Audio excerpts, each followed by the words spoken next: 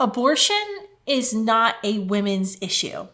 Hey everyone, it's Kristan Hawkins. Welcome to this new episode of the Explicitly Pro-Life podcast. Hi, I'm Autumn Higashi, and this is my new show, Unapologetic, powered by Students for Life. It's 2022. We don't have time to be scared of being publicly pro-life because we have bigger things to focus on, like saving lives. But I know it can be hard. The moment you open your mouth, you are bombarded with pro-choice keyboard warriors attacking your every word. And it can be intimidating unless you know exactly how to defend your position. Truth fears no investigation. There's an answer to every question, a solution to every situation, and a way to care for women and children. It doesn't have to be one or the other. So, consider me your new pro-life best friend. We all know pro-abortion media is shoved in our face daily. Facebook, TikTok, Snapchat, Instagram, you name it.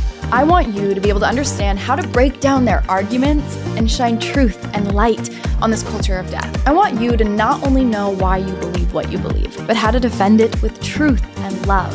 Because we are the pro-life generation, and we are unapologetic.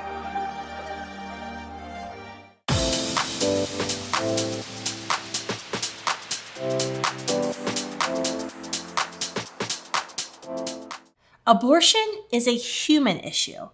It kills human children. It ruins women's lives. It tears apart families, and it makes a mockery of manhood and fatherhood. However, in an attempt to stop pro-lifers from talking about abortion advocates often claim that abortion is a women's issue and insist that only pro-choice women can voice an opinion. And if you're a pro-life man, forget about it. This is ironic since these are the very same people who refuse to define what a woman is. Yet they claim abortion is a woman's issue. Just let that sink in for a second. So today we're going to hear the perspective of someone who has been deeply impacted by abortion himself. He's a voice for all those who've been affected by abortion, women, men, and especially the children. And he argues that all humans, especially those in the church, need to speak up for the innocent. I'm honored to bring on David Williams today and the guest on the show. He serves as a men's chapter leader with Save One, an international ministry that helps men, women, and families recover after abortion. He's a proud member of Men and Abortion Network, and partners with pregnancy care centers and pro-life organizations as a speaker with ambassador speakers. He's a frequent guest on numerous radio shows and a monthly guest contributor on Moody Radio. He's also contributed to a couple of books. One of them is called Tears of a Fisherman. David's story was recognized recently at Sea Life 21 that focused on the family hosted. He is from the university, well, he graduated from the University of Pittsburgh. He and his wife and his 6 children live in Orlando. David, thank you so much for joining me today. Hey, you're welcome, Kristan. Thank you so much for having me on. It's a blessing to be here. It's an honor to have you on today. This is an issue that we know really doesn't get a lot of media play or airtime.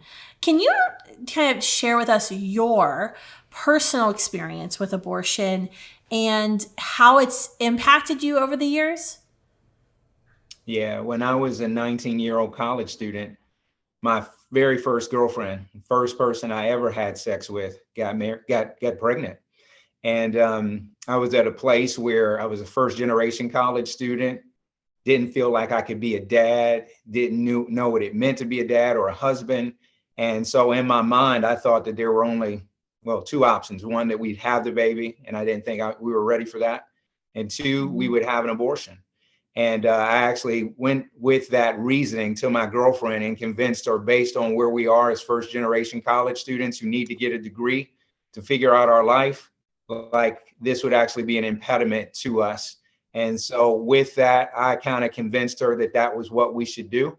And I'm not sure she was fully convinced, Kristan, because from that day until maybe the next 6-8 weeks later, there was a question she asked me every day. And she would ask me, David, do you think that this is the right thing to do? And early on, my answer came back yes, and it came back very quickly. But over time, my answer came back slower, and I began to think about it. But there was no one telling me that there was something different or a different option or the value of the child's life that was being knit together by God in my girlfriend's womb, or even the value of my own life or her life. And so even though there was some doubt that was creeping in, I still thought at the end of the day, this is best for us. And when she actually had the abortion, I was man enough, Kristan, to tell her that this is what we should do. But I wasn't man enough to get on a plane. We were in between summer. It was summer between our sophomore year of college. She was living in one city. I was living in another. I did not travel there to be with her. But yet I was man enough to say, this is what we should do. And on that day, she asked that very same question. And I could hear it in her voice that she was almost longing for me as a man to step up and to say something different. And yet, slower than ever, I came back with the same answer. Her mother drove her to the abortion clinic, and she went. And when we talked later on that evening, she was so traumatized. She was traumatized by what had happened to her. Here was a woman that I said I loved, and I realized in that moment I didn't protect her. I didn't know God. I wasn't a follower of Jesus Christ as I am now. But even then, I knew, Kristan, that what we had done was I literally made a decision for my own life, my own dreams, my own plans, and I put that ahead of the life of my child. And I knew that at that moment, what I had done. And there was a lot of grief. There was guilt. There was shame. I became very depressed. A lot of anger that would erupt out of me. There was the loss of our relationship, which brought a lot of pain. On top of that, I started drinking more. I already drank before this, but it was almost drinking to have fun, to be the life of the party. Afterwards, there was a sense of drinking to try to drown my sorrows. I mentioned that she was the first young lady that I had ever been with sexually. Afterwards, I became very promiscuous, and it was almost like I was using women to try to medicate my pain. And I had this unhealthy desire to get my college education because, in one sense, my college education was the idol upon which I sacrificed my child. And it was almost like I have to get this to prove that I'm successful. And there was, just a lot of pain, a lot of guilt. And that continued for years. It went into other relationships. Another unplanned pregnancy 3 years later when I graduated from college. And because I didn't want to do what I did at 19, because it didn't solve anything, abortion didn't fix anything, it didn't make my life better. In fact, it made it worse in many regards. And so I decided that, we're going to have the baby. And I decided I was going to marry this young woman. But yet I thought in some sense, Kristan, that by me doing something different, it would make my life different. And it did, in the sense of the fact that I have a 28-year-old son who I do have a relationship with, but there's been a lot of pain and a lot of hurt along the way. And so, those things have dealt with me. That was 19. I'm a 50-year-old man. And some of those things, even to this day, have impacted me. God in the midst has intersected my life. I've come to know him. I've come to know the source of life. I've come to know his forgiveness, his grace, his healing. But there were some things that even impacted my marriage. I remarried at 30. So a few years after I got divorced from my first wife. And I've been married for 20 years. We have 6 kids, as you've mentioned. But there were some things that I was deeply impacted by, and I believe were a result of the abortion. It was hard for me to bond with my kids. There was a lot of anger towards my wife. I was very depressed. I would find it hard to make decisions when we were faced with big decisions. And even now, knowing God and being in ministry, there was almost this sense of I got to prove myself and be successful. And so there's been a lot of things that have happened because of that. And at the same time, I have come to know in better measure the forgiveness and grace and healing of God. But that decision 31 years ago, still impacts me today as a man. And the ripple effects, I've seen it in my family in negative ways. When did you, I guess, was there like a moment of realization where you figured out, wow, a lot of these issues that I'm experiencing or that my family's suffering from are a result of the abortion that my girlfriend had? Kristan, it took me a long time to come to that place. So the abortion was at 19. At 26 years of age, I came into a relationship with God through his son, Jesus Christ. So I began to know forgiveness.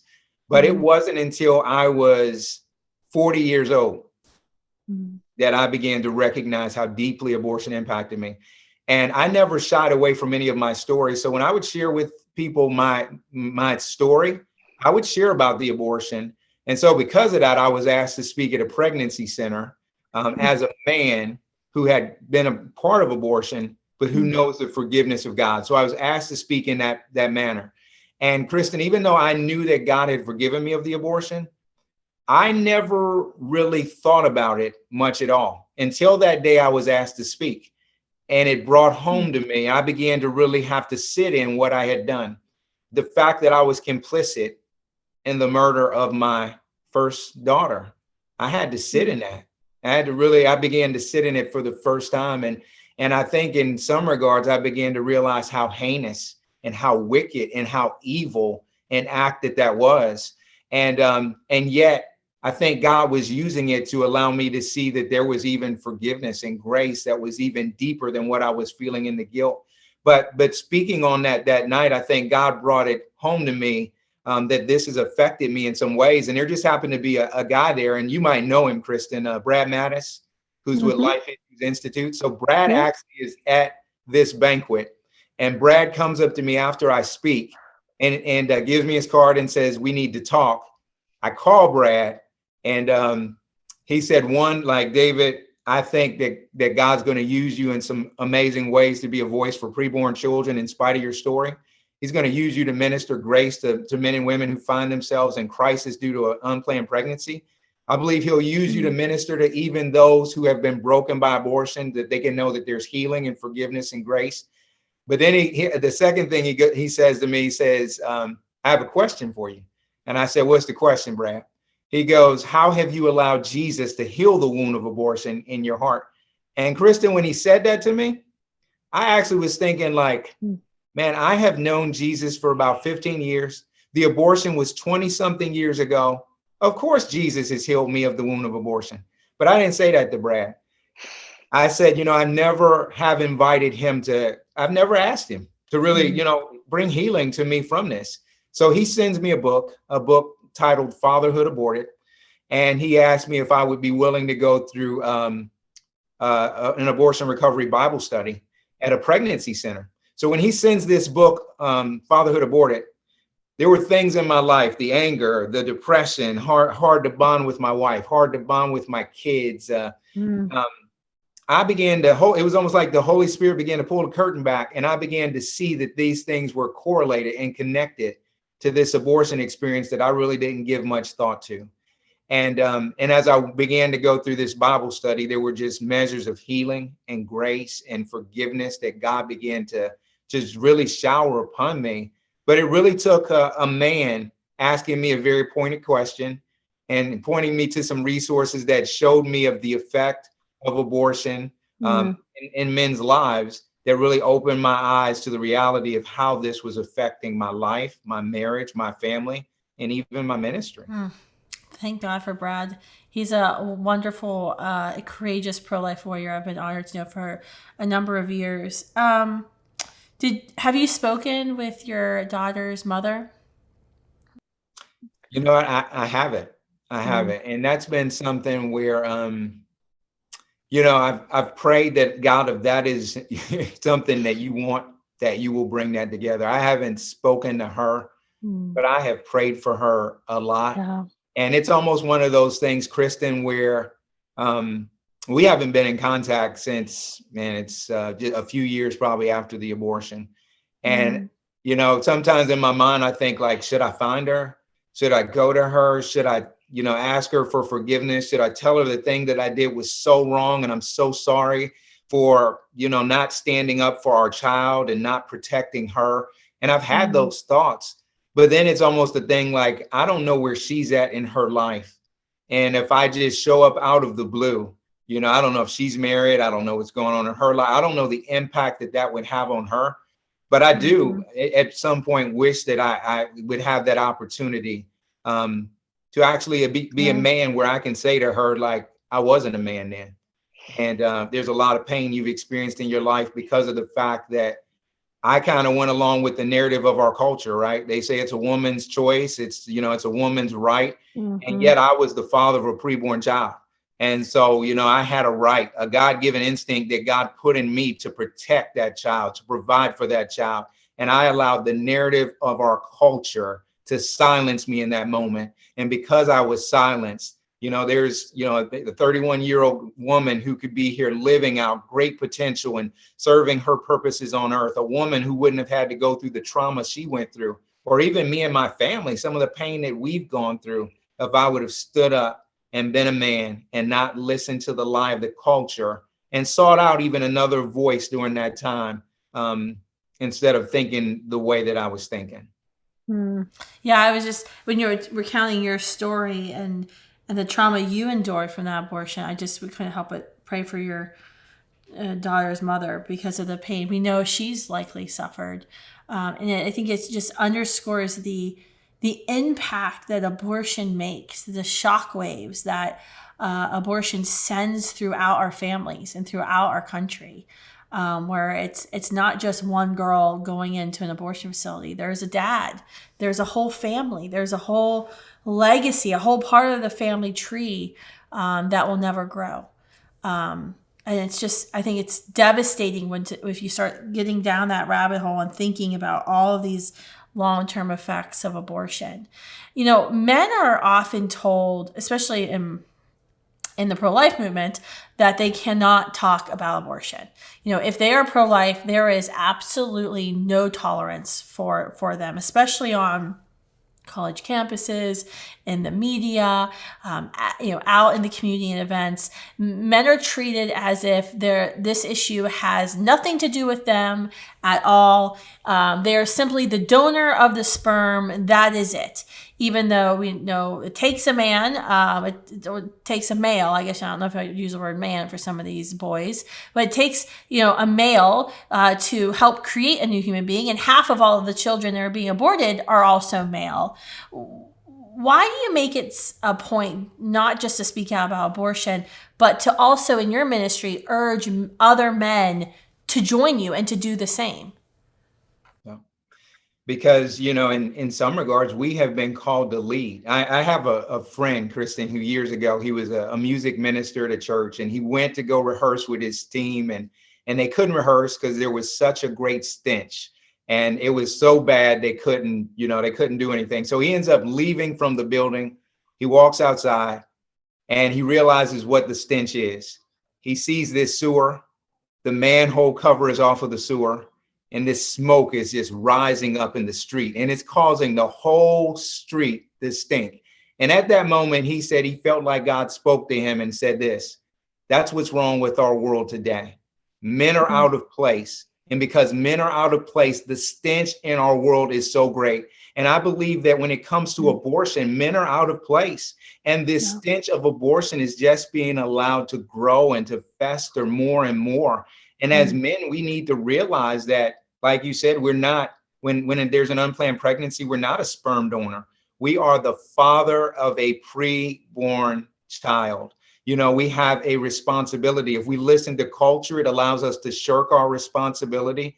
And it puts all the weight on a woman that she was never meant to carry on her own. That guys don't even feel like they're culpable, they're responsible, and yet they are. And if you were man enough to lie down with her and to actually be a part of this procreation process that brings life, then we ought to be man enough to stand up and to defend life, beginning with our own children. And because we've bought the lie, we've allowed our children to be slaughtered, in numbers that should not be. We've allowed women, as you mentioned, even with my daughter's mom, it's like she's experienced trauma that I know nothing about, because of the fact that we're weak, it's kind of like weak spined and we're not standing up being who we are. And so, men need to stand up and men need to be that. And I take it even further. Like, I don't think I began to understand what it meant to be a man until I understood the one who created me to be a man, until I came into a relationship with God. It's like, even when my first wife, when I made a decision to choose life for my child, but it wasn't the fact that I all of a sudden became I wouldn't even say I became pro-life. It was almost like I was atoning for what I did before. I'm not going to do that again. But yet I was continuing to be in activities that could have led to other women being pregnant. I mean, I was committing adultery with my wife. I was out sleeping with other women. So I was actually putting women in places where they may have been, had an unplanned pregnancy. And I think I became a man when Jesus Christ changed my life. When Jesus Christ began to show me the purpose for my life, the purpose for marriage, the purpose for sex, the fact that babies in the womb are not blobs of tissue, but they are created in his image, and they are to be protected regardless of how young or small they are or what they can do, just because of the fact that they have intrinsic value that's been given to them by God.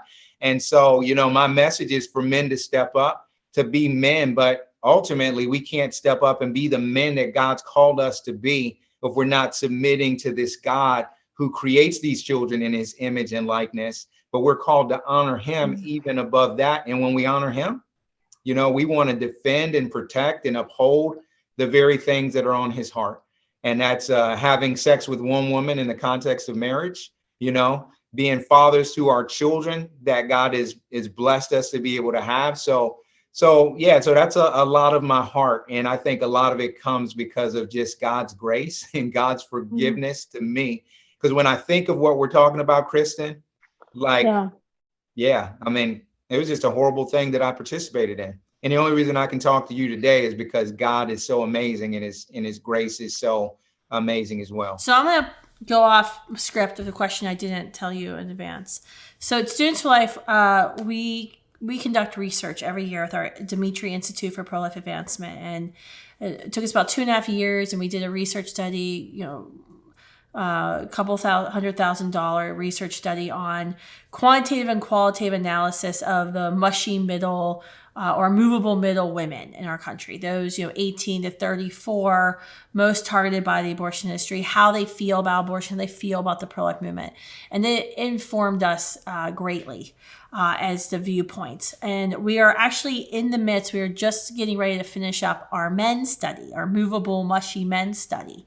And some of the things that you've been saying have been interesting because we have been, so based on the study research, we have been testing out various kind of commercial language.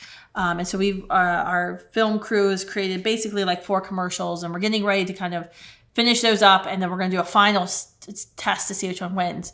But it was interesting that we found that when I spoke to pro-lifers about the messaging to really move the needle when talking with men, the messaging was tell men to be men, to step up. But when we tested it with this generation of men, we didn't see the needle move that much. And I think it's very telling that, I think it kind of shows the damage that the Gen X mothers really have done upon the millennial and now the older Gen Zs, where the men are like expected not to have a say, and that they've been told by their mothers that they don't have a say. What's your best messaging for when you speak to younger men about why they need to step up here? Because you're right. Like when your girlfriend kept asking you that question, my book I wrote years and years ago, and it was Courageous. And I had interviewed myself and one of our team members. We had interviewed a bunch of students who had been involved in an abortion. Either they had helped save a child from abortion, they had chosen abortion, they had contemplated abortion and chose life. The one thing that was consistent in all of those interviews we conducted was the young women who had found somebody in their life to tell them don't do it didn't choose abortion. And they had all asked multiple people what they should do. And the ones who ended up choosing abortion never found one person to say, you don't have to do it. And I think that's very powerful because it doesn't mean you have to have all the answers right away or the solution to the other external crises that are going on in her life. It's just that she's looking for someone to, empower that feeling she already has that maybe I shouldn't end the life of my child. But I guess, what is your best recommendation when you're talking to young men, what they can say to other young men to this is something that will get men thinking and will kind of start that hopefully conversion process in their heart. Yeah, it's something actually that that Brad kind of has shared with me, and I think he shared it with other men. I think there's some things that God has instinctively put in us as men, and whenever there is an abortion decision that's made, it actually kind of decimates those things. So he gives the 5 P's, and maybe you've heard them. So men are made to procreate, to provide, to protect, to have pleasure, and to perform. So think about when an abortion decision happens for a man. He was involved in the procreation process and it becomes a tragic fail. He's instinctively wants to provide and protect, and whether he was a part of the decision or not, when he finds out about it, he wasn't able to do either. That active sex that maybe was something that was pleasurable comes to bring great pain to his life, and his performance is like it led to death. And so there is something that instinctively we have as men, that when we go along with that lie that's been perpetuated to us, it actually strips away from us. It actually makes us less and less of a man, and we can't really function the way that we have been called to function. And I think a lot of times men don't think, because of the fact it's been packaged as a woman's issue. So men aren't talked about in the front end. We're not fathers of preborn children. Men aren't thought about in the back end. So nobody thinks about the fact that when there's an abortion, we do think that there's meant for people that know there's a baby that's killed. Some people will say, yeah, the woman experienced pain, she experiences trauma, but nobody thinks about the man and how many men, the ripple effect that it is affecting them for the rest of their life in relationships with women, in the way that they relate on their jobs, if they have future kids. It's like this decision is something that will impact you for the rest of your life. And in order to be strengthened as a man, it's almost like at this moment where you're presented with this decision in this hard place, that you can do something courageous and you can stand up and be the man that God has called you to be. And in that's going to even help later on along the line. And if not, it just continues to strip that manhood away from men. But I think you're right, Kristan. Like, there's a generation, because of the dynamics in families, where there's not a lot of dads in the home. And they've grown up in a generation where they've been told it's a woman's right to choice. A lot are raised by women. It almost makes it easier for them to kind of just go along. And they think that by doing that, I'm being supportive and I'm being a man. But we actually are not. And God is calling us in this hour to lead, and he wants men to rise up. He wants us to lead. It shouldn't be that women are just at the forefront. We should be at the forefront, speaking up for, preborn children, and speaking up for women, and even speaking up for our own lives and the value that they have, before God. Amen, brother. All right, last hard question, and then I will let you go. This is a hard one, though, so I hope you're prepared, David. I love interviewing guests for Explicitly Pro-Life, because I just get to take notes. I get to ask hard questions, and then I take notes, and then I get to learn. So it's actually very informative for me. The Christian church. The church is, by and large, I would say, silent on abortion. I think the Catholic Church has been very outspoken. In recent years, it's gotten kind of muddied with some of the bishops or cardinals. But I think, we've been very lucky and blessed, at the National Pro-Life March, for example, we have tens of thousands of Catholic pro-life youth. But I think by and large, the broader Christian church, Catholic and non-Catholic, is pretty quiet on abortion. What is holding back, in your view, church leaders as speaking about abortion? And then the second part of the question is, how can we, as members of our church, as congregants, turn the tide towards getting our pastors, our priests, to vocally oppose abortion within our church community? Solve that problem for me, and I'll let you go, David. I think, there's probably a lot of layers to that, Kristan, but one, I think we have allowed politics to kind of co-opt it. And it's a God issue at the very core of it. Like, this is a God issue. And the reason that we care is because there's a God who has created children in his image and in his likeness. And God has called the church first and foremost to be those that are, I think we have two ministries. We have one of justice and we have one of mercy, that we are to, we are to rescue the innocent. We are to, be there for the needy and the helpless. We are to be a voice for those who do not have a voice, like God has called that. And so wherever we see injustice anywhere or inhumanity, like we have a call from the God who has created human beings in his image to be there speaking up for life. So we should be at the forefront when it comes to speaking up for the human lives that God is knitting together in the womb. And then the second part of that is we have a ministry of mercy. We're to minister to those who find themselves in hard situations, many times, often because they're not following God and they're giving into their, their own selfish and sinful desires, and they find themselves in places. Yet we're to minister to them. We're to show them grace and forgiveness, and even those that have been broken by abortion. We're to let them know that there is a God. Yet God hates the shedding of innocent blood, but God sent his son into the world to shed his innocent blood to bring forgiveness and healing and hope. And I think one of the things, even in the church, and I find this a lot, Kristan, as I share my story, is that the church has a lot of has a lot of it in the church. So there are, 63 million abortions, 1 out of 4 women, 1 out of 4 men. Many of them are in our church.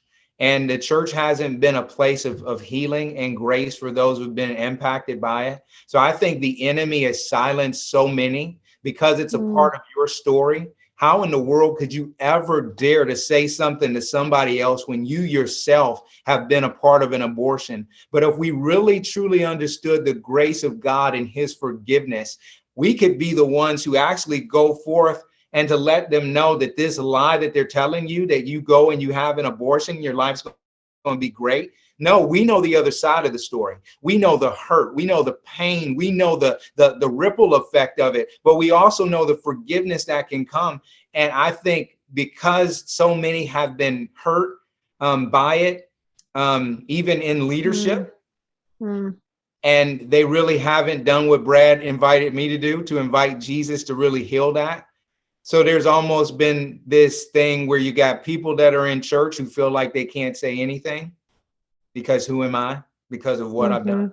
And you got other people out and it's their way of making penance, and so they might do it, but they do it in a way that oftentimes can be almost condemning, when in a sense that they have received the forgiveness of God for something they've done. I think there's a lot of healing in the church. Even currently, 1 out of 4 women that are actively having abortions say they go to church once a month, and men, almost the same, or 40% of women, not 1 out of 4, 40% of women, and about 50% of men that their, girlfriends or partners or wives are having abortion currently are active in church. And so this is something that is impacting the church, and the church needs to be a part of it. I think, even before we get to the abortion issue, we're often silent on other things. We're silent on God's view of marriage. We're silent on God's view of sex. And so people get, pregnant. I had a young leader come to me in a church who had actually been booted from a church because it was found out that he and his girlfriend had an abortion, but they were sexually active. Nobody knew about it. He's leading in the church. She gets pregnant. And in order to cover up the fact that she's pregnant, they decide to get an abortion. And so sadly, within the church, because we're not open about it, we're not talking about it, people are doing it in the church, and it's just causing the ripple effect of it to grow. And so instead of us being out in the forefront, ministering to people who desperately need it, we're quiet in the pews. It's almost like the story of David and Goliath. Goliath is that giant of abortion who's been shouting, and we as the church are cowering. And God is longing for some Davids to come to see that he's much bigger, that he's a healer, he's a provider, he's a protector. He is one who has ordained life, and we can go in his name, and we can fight for those unborn lives, and we can minister healing to those even that are a part of our ranks that have been, hurt and devastated by abortion. So I think there needs to be, more abortion healing. I think the Catholic Church has done a great job of it. And they were in the forefront, Rachel's Vineyard and other things. And now there's other ones that are beginning to grow. But I find it even in my ministry, there's a lot of resistance. There's a lot of resistance. It could be the fact that the pastor's wife had an abortion. She didn't want anybody to know. The pastor himself had one. He was involved in an abortion. And so, yeah, as the church, we need to just get open and honest and allow the Lord to bring healing to us so that we really can be his voice. We really can be his hands and his feet in this world, because it is needed in this hour. Amen. I couldn't agree with you more. We have a program, Students for Life, abortion campaign for abortion-free cities, where we're signing up churches to partner with us in about 24 different cities across the country. And the whole goal of the campaign is to reach those, most targeted by the abortion industry, change their minds on abortion, connect women in crisis to the pregnancy centers, maternity homes, whoever they need support from in the community to choose life, and then also to activate those who should be with us to join us in this fight. And I have to tell you, David, I was looking over kind of our first year and a half, looking through, we launched our post-Roe plan before Roe fell, not to brag or anything, but, and I've been looking through the data and the analytics from the past year and a half of our program, what's worked well, where did we spend money that could have been, better utilized somewhere else. And I have to tell you, the church partnerships is the hardest metric, the hardest goal for our team members to reach.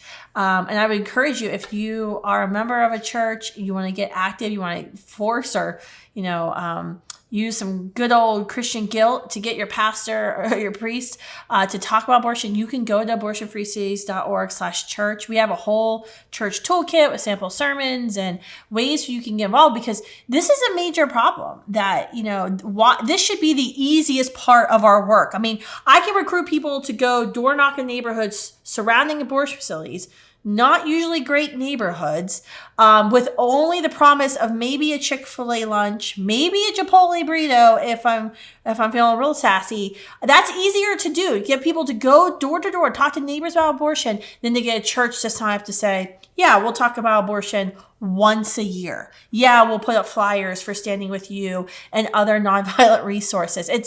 It's completely sad. David, thank you so much for all that you're doing, your ministry. I was certainly empowered by your words today. I felt like I got a little sermon, so that was a fun pick me up for the middle of my day. Where can folks go to learn more about what you're doing and follow you and your ministries?